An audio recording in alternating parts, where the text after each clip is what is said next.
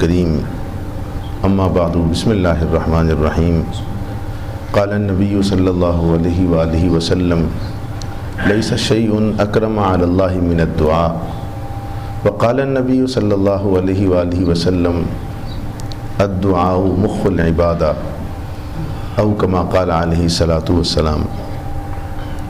حضور نبی کریم صلی اللہ علیہ وآلہ وسلم نے ارشاد فرمایا لیس شیء اکرم علی اللہ من الدعاء، کہ اللہ کے نزدیک دعا سے بڑھ کر کوئی معزز چیز اللہ کے ہاں نہیں ہے، یعنی سب سے معزز چیز اللہ کے ہاں دعا ہے کہ دعا مانگی جائے۔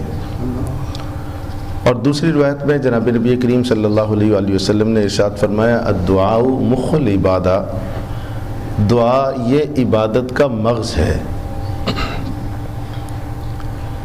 جس طرح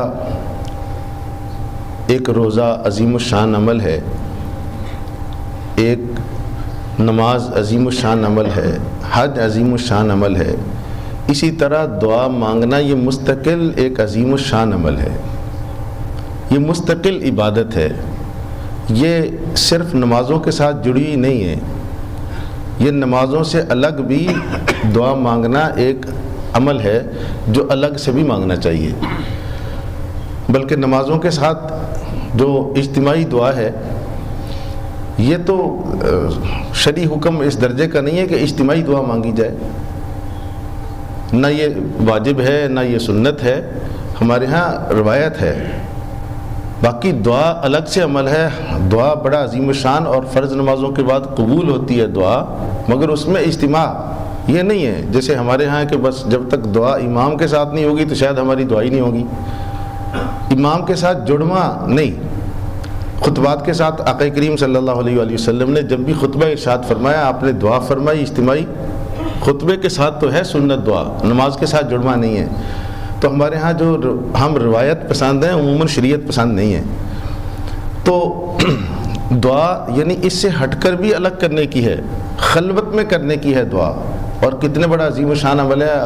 آقا کریم صلی اللہ علیہ وآلہ وسلم ارشاد فرما رہے ہیں کہ اللہ کے ہاں عبادت سے بڑھ کر معزز کوئی عمل نہیں ہے۔ کیوں؟ اس لیے کہ جس درجے انسان اظہار مسکنت، اظہار عبودیت، اظہار بندگی، اظہار انکساری دعا کے اندر کر سکتا ہے یا کرتا ہے، کسی اور عمل میں ایسا نہیں ہوتا۔ اس لیے آپ دیکھیں کہ ہر عبادت میں مقصد تو یہی ہے کہ اللہ کے سامنے اظہار بندگی ہو۔ بندہ آپ جانتے ہیں نا، ہم تو ویسے کہتے ہیں کہ بندہ بنو، فارسی کا لفظ ہے بندہ، بندہ کا معنی ہے غلام، کہ اللہ کے سامنے اپنی غلامی کا اور اللہ کے عقائی کا اقرار کرے، اللہ کے سامنے وہ ایسا ہو جیسے ایک آقا کے سامنے غلام ہوتا ہے۔ تو اب روزہ ہے، اس کے اندر بھی اظہار عجز ہوتا ہے، اظہار بندگی ہوتا ہے۔ آپ دیکھتے ہیں شام میں بڑے سے بڑا انسان بھی تھوڑا سا اس میں مسکنت آئی ہوتی ہے وہ کمزوری کی وجہ سے۔ حج ہے تو اس کے اندر آپ دیکھتے ہیں کہ وہ 2 کپڑے پہنے ہوئے اظہار مسکنت کر رہا ہوتا ہے، امیر و غریب سب برابر ہوتے ہیں۔ اور نماز ہے تو اس کے اندر بھی ہاتھ باندھ کر جھک کے کھڑا ہے۔ لیکن جس درجے دعا میں اظہار بندگی ہے کہ ہاتھ پھیلا پھیلا کر وہ یا اللہ کہہ رہا ہے، اس درجے بندگی اور کسی عمل میں نہیں ہے، سب سے بڑھ کر اظہار بندگی دعا میں ہے۔ اس لیے آقا نے فرمایا کہ اس سے بڑھ کر کوئی معزز عمل اللہ کے ہاں اور نہیں ہے، اور فرمایا الدعاء مخ العبادہ، دعا ہی اصل میں عبادت کا مغز ہے۔ آپ دیکھتے ہیں کہ آپ کتنی خوبصورت مثال دی آقا کریم صلی اللہ علیہ وسلم نے، یہ جتنے بھی مغزیات ہیں آپ دیکھتے ہیں، بادام ہے، اخروٹ ہے، یہ چیزیں، اب اس کے اندر ان کا چھلکا مقصود نہیں ہوتا، اس کے اندر جو مغز ہوتا ہے نا وہ مقصود ہوتا ہے۔ ہم اس کو توڑتے ہیں، چھلکا پھینک دیتے ہیں، مغز حاصل کرتے ہیں۔ تو آقا کریم صلی اللہ علیہ وآلہ وسلم اس دعا کے عمل کی یہ اہمیت بیان کر رہے ہیں کہ باقی تم جتنے اعمال کر رہے ہو ان کی حیثیت چھلکے کی ہے، اور یہ جو دعا ہے نا یہ اصل میں مغز ہے جو تمہارا ان چیزوں کے اندر جیسے مقصود ہوتا ہے، اسی طرح دعا مستقل ایک مغز ہے جو مستقل کرنے کی ہے۔ تو میں عرض یہ کرنا چاہتا ہوں کہ صرف نمازوں کے ساتھ ہی نہیں، نماز پڑھ لی تو اس کے بعد کر لیا، اس کے لیے مستقل بھی وقت رمضان المبارک میں مستقل خلوت میں وقت نکال کر دعا مانگی جائے۔ سب کے سامنے وہ نہ تو اس درجے انسان کا وہ یکسوئی پیدا ہوتی ہے، نہ حضوری پیدا ہوتی ہے۔ خلوت میں ہو تو پھر انسان کو حضوری بھی، اور وہ جیسے بھی اللہ کے سامنے مصنوعی رونا بھی، رونے جیسی شکل بنا لیتا ہے، رونا بھی آ جاتا ہے۔ تو خلوت میں بیٹھ کر دعا، ہمارے اکابر سے 2 گھنٹے دعا، رمضان میں 2 گھنٹے دعا خلوت میں بیٹھ کر مانگنا ثابت ہے کہ 2 گھنٹے آپ نے بزرگوں وہ دعا مانگا کرتے تھے مستقل خلوت میں۔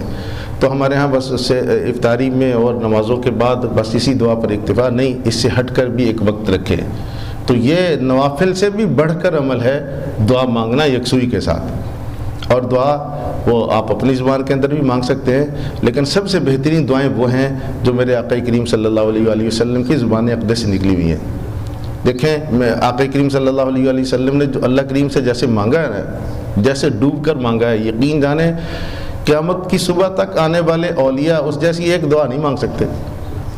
اتنا گہرائی میں جا کر میرے آقا نے اللہ کریم صلی اللہ علیہ وسلم سے دعائیں مانگی ہیں۔ اور پھر یہ بات بھی ہے کہ جو آقا کریم صلی اللہ علیہ وآلہ وسلم کی زبان اقدس سے نکلی ہوئی دعائیں ہیں نا، اب میرے حضرت فرمایا کرتے ہیں کہ انہوں نے قبولیت کی ساری راہیں دیکھی ہوئی ہیں، ان کو پتہ ہے کن کن راستوں سے جا کر قبولیت پانا ہے۔ اور پھر جو الفاظ میرے آقا کی زبان سے نکلے ہوئے ہیں، جن الفاظ نے میرے آقا کے زبان و دہن کو چوما ہوا ہے، وہ جب وہ زبان کسی زبان سے نکلتے ہیں، اللہ تعالیٰ کو بھی اس بندے پہ پیار آتا ہے۔ تو آج ہمارے ہاں نا وہ سارا کچھ یہ کہتے ہیں امام کے ذمہ لگا دو کہ تم دعائیں پڑھو۔ بعض مسجدوں میں اس لیے لڑائی ہے کہ جی تم دعا پڑھو، سانوں کی پتہ تسی کرو گے، اسی آمین آمین کر دے رہی ہے۔ کیا سیکھنا ہر مسلمان کے ذمہ ضروری نہیں ہے؟ مردے بھی بخشوائے امام نے خود بھی تو اس کی تو بخشش کی ضرورت ہے نا اسے، تو مردے بھی امام ہی بخشوائے اور دعائیں بھی امام ہی کروائے؟ نہیں بھائی، ہر ایک مسلمان کو سیکھنے کی ضرورت ہے، دعا مستقل سیکھیں، ان کے ترجمے سیکھیں۔ تو میں عرض یہ کر رہا ہوں کہ خلوت میں دعا مانگیں تو مصنون دعائیں، لیکن اس میں المیہ یہ ہوتا ہے کہ وہ صرف الفاظ ہوتے ہیں، الفاظ پڑھ رہے اس کی حقیقت نہیں پتہ ہوتی، اس لیے یکسوئی پیدا نہیں ہوتی۔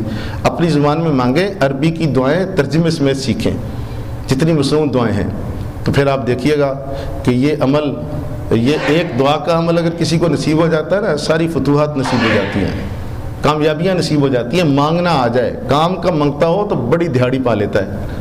اب دیکھیں نا باہر کتنے بعض کہانی باز بھی ہوتے ہیں، مانگنے کا ڈھنگ ہوتا ہے، ہر بندے سے وہ پیسہ نکلوا لیتے ہیں۔ تو اگر بندے کو بھی مانگنے کا ڈھنگ آ جائے تو ربا سے سب کچھ نکلوا سکتے ہیں، لے سکتے ہیں، خزانے بھر سکتے ہیں۔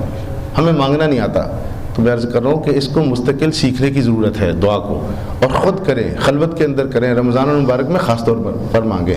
اللہ تعالیٰ مجھے اور آپ کو توفیق نصیب فرمائے۔